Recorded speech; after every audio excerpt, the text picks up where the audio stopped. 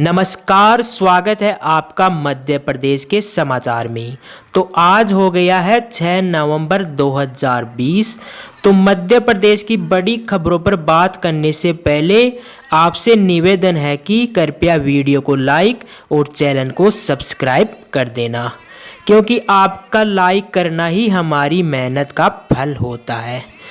तो दोस्तों, सीधे चलते हैं आज की पहली बड़ी खबर की ओर। मध्य प्रदेश में कोरोना मरीजों का आंकड़ा 1,74,91 हो गया है। पिछले 24 घंटे के अंदर 707 नए संक्रमित मिले हैं। 884 लोग रिकवर हुए हैं और 13 की मौत हो गई है। अभी 7,854 मरीज ऐसे हैं जिनका इलाज चल रहा है। अब तक 1,63,250 लोग ठीक हो चुके हैं, जबकि 2,987 संक्रमितों की मौत हो चुकी है। वहीं देश की बात करें तो देश में अब तक 83,63,412 लोग संक्रमित पाए जा चुके हैं। इनमें से 77,10,630 मरीज ठीक हो चुके हैं। इस बीमारी से अब तक 1,24,354 लोग अपनी जान गंवा चुके हैं। अब तक 5,25,397 मरीजों का इलाज चल रहा है। इसके बाद दोस्तों चलते हैं अगली बड़ी खबर की ओर। मध्य प्रदेश हाई कोर्ट का आदेश, कोरोना जब तक रहेगा ट्यूशन फीस ही लेंगे निजी स्कूल। शिक्षकों की सैलरी भी 20% से अधिक नहीं काट सकेगी। जी हां दोस्तों, आपको बता दें कि मध्य प्रदेश हाई कोर्ट ने अभिभावकों को राहत देते हुए कोरोना खत्म होने तक निजी स्कूलों को ट्यूशन फीस ही लेने का आदेश दिया है। आदेश के मुताबिक निजी स्कूल ट्यूशन फीस के अलावा अन्य किसी पद में फीस नहीं वसूलेगी। Acting chief justice Sanjay Yadav व जस्टिस राजीव कुमार दुबे की डिवीजन बेंच ने अपने फैसले में स्कूलों के शिक्षकों सहित अन्य स्टाफ को भी राहत दी है। बेंच ने कहा कि शिक्षकों व स्टाफ का वेतन 20% से ज़्यादा नहीं काटा जा सकेगा। इसके अलावा महामारी समाप्त होने के बाद काटी गई सैलरी भी शिक्षकों को देनी होगी। कोर्ट ने 10 याचिकाओं पर एक साथ सुनवाई करने के बाद 6 अक्टूबर को फैसला सुरक्षित रख लिया था। इसके बाद दोस्तों चलते हैं अगली बड़ी खबर की ओर। मध्य प्रदेश में 7% महंगी हो सकती है बिजली। उपचुनाव होते ही खुल गई 7 महीने से दबी फाइल। जी हां दोस्तों, आपको बता दें कि मध्य प्रदेश बदलने के बाद से अटका हुआ बिजली का नया टैरिफ लागू करने की तैयारी तेज हो गई है। 7% तक दरें बढ़ाई जा सकती है। इसकी सबसे बड़ी वजह है उपचुनाव हो जाना। दरअसल कोरोना काल के अलावा उपचुनाव होने के कारण सरकार भी नया टैरिफ लागू करने के पक्ष में नहीं बताई जा रही थी।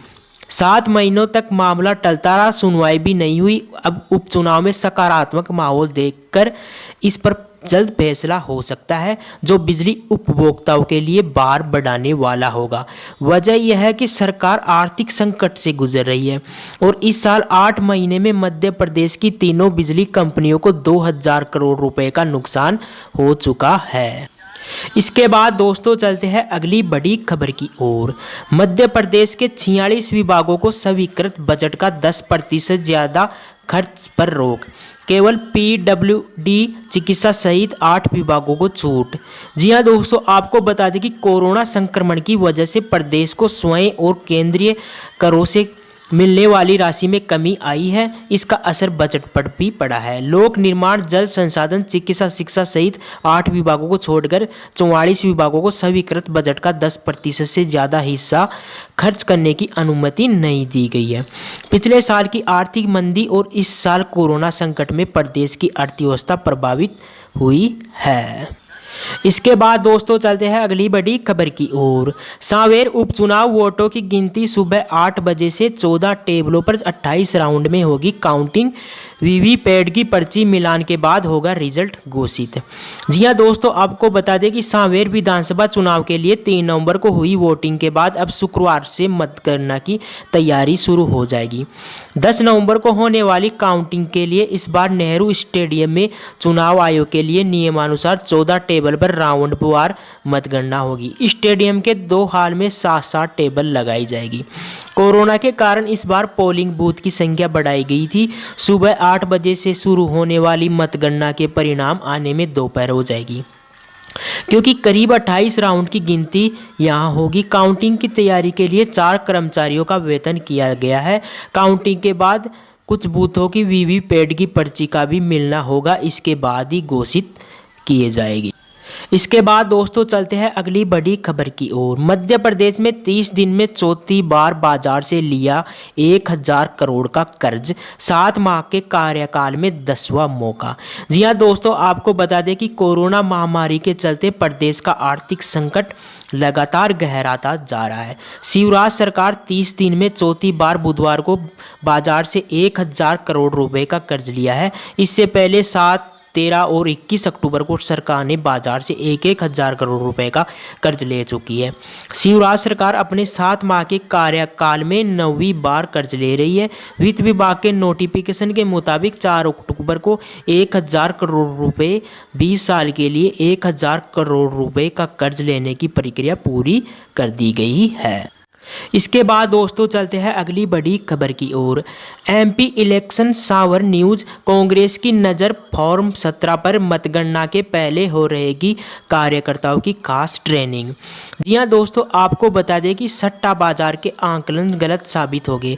कांग्रेस ने यह दावा किया है। इसी के साथ 10 नवंबर को होने वाली विधानसभा उपचुनाव की मतगणना के लिए भी खास तैयारी शुरू कर दी गई है।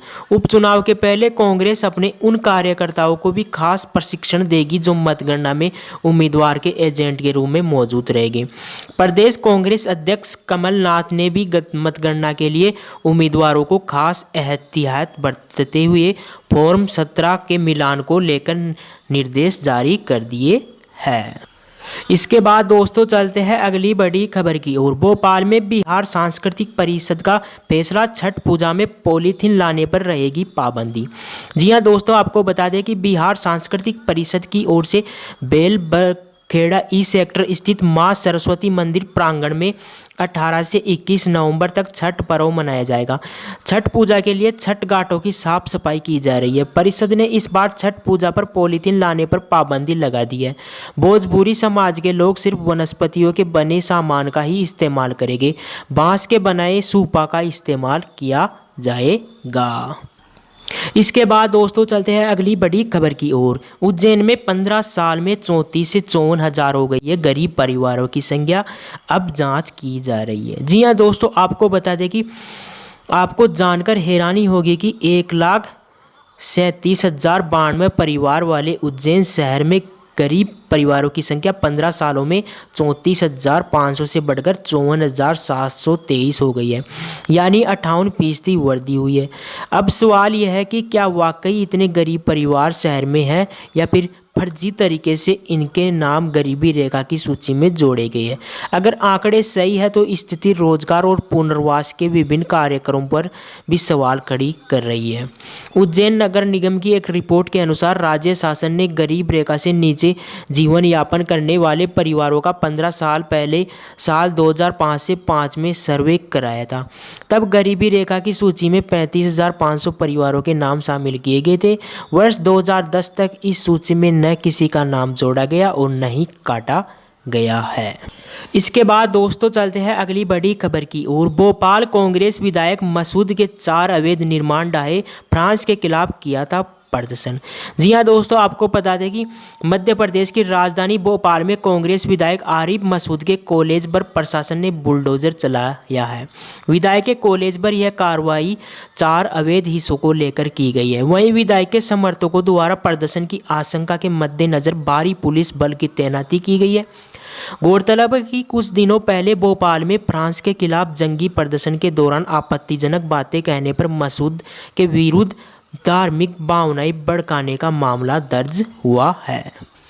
इसके बाद दोस्तों चलते हैं अगली बड़ी खबर की ओर। मध्य प्रदेश 200 फुट गहरे बोरवेल में गिरा 3 साल का बच्चा, बचाव अभियान जारी है।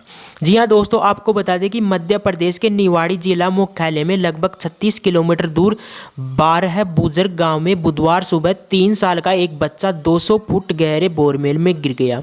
प्रशासन द्वारा बच्चे को बोरवेल से निकालने के प्रयास किए जा रहे हैं। बचाव दल ने दावा किया था कि 2 से 3 घंटे में बच्चे को बाहर निकाल लिया जाएगा। हालांकि बचाव कार्य गुरुवार को भी जारी है। इसके बाद दोस्तों चलते हैं अगली बड़ी खबर की ओर। भाजपा ने पूर्व मंत्री गौरी शंकर शेजवार और उनके बेटे मुदित को थमाया नोटिस, पार्टी विरोधी गतिविधियों में शामिल होने पर एक्शन। इसके बाद दोस्तों चलते हैं अगली बड़ी खबर की ओर। कोरोना का असर के कारण उम्मीदवार भी नहीं बढ़ा पाए वोटिंग, मुन्ना लाल के बूथ पर महज 51.95%, तो प्रबुद्धन के मतदान केंद्र पर 55% मतदान।